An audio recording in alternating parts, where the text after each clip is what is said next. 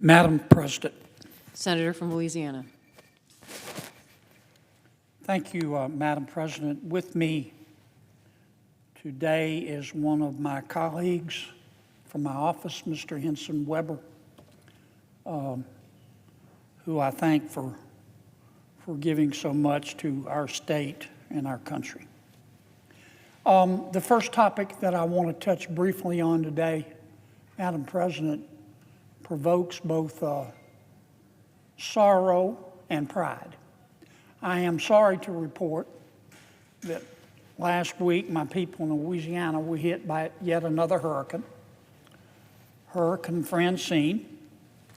It was a Category 2. It was right on the line between a Category 1 and a Category 2.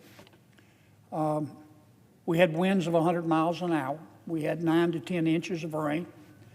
We had a vicious storm surge. My people did what they always do. They got ready for it. They reacted to the storm with grace and with pressure. My people filled sandbags, and we checked on our neighbors, and we listened to our local officials. We said prayers for our first responders. My people are tough as a pine knot, but they're also compassionate, and we made it through. Some have said, well, compared to past hurricanes, Francine was not as bad as some in the past, and that's true. It could always be worse. But that is cold comfort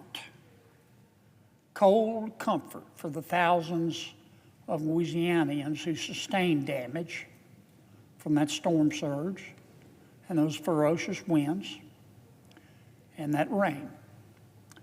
And I want to assure my people that as we have in the past, we will persevere and we will make it through. I have never in my years in the Senate voted against providing relief for any of our sister states and my fellow senators who have asked for it, who have been the victim of a natural disaster, and I never will. That's the first role of government, is to protect people and property. And I will never vote against aid for one of our sister states that through no fault of its own is struck by nature. I say that because I will be asking the American people to help Louisiana one more time. We won't ask for a penny more than we need. The help that I will seek will be in the form of personal assistance and housing, for example, infrastructure assistance, and mitigation grants. I want to thank President Biden, Governor Landry, with whom I toured by helicopter the damage last week. Governor Landry asked for a disaster declaration from the president, and President Biden was quick to agree. I want to thank him for that.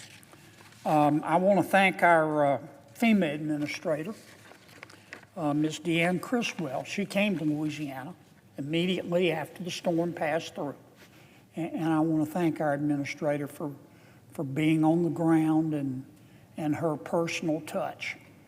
One of the things I talked to the administrator about, as you know, FEMA has implemented a new flood insurance premium program called Risk Rating 2.0, which is breaking the backs of every insured in the flood insurance program.